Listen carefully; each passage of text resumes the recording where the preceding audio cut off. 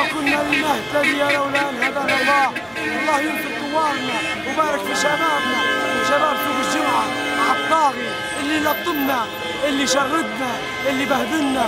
الله يا لا يود على جنه ولا على نار.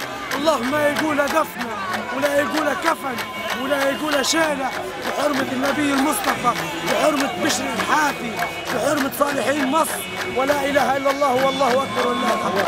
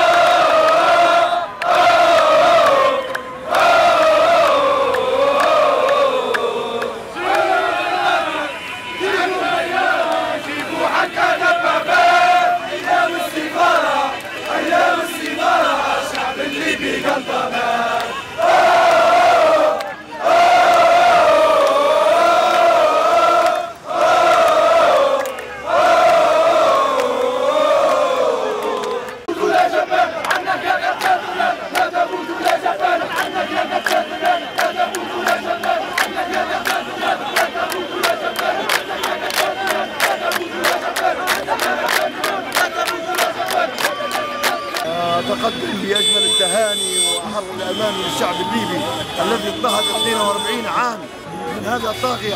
هذا اليوم يعتبر عيد نصر بإذن الله بمشيئة الله تعالى للشعب الليبي والشعوب العربية.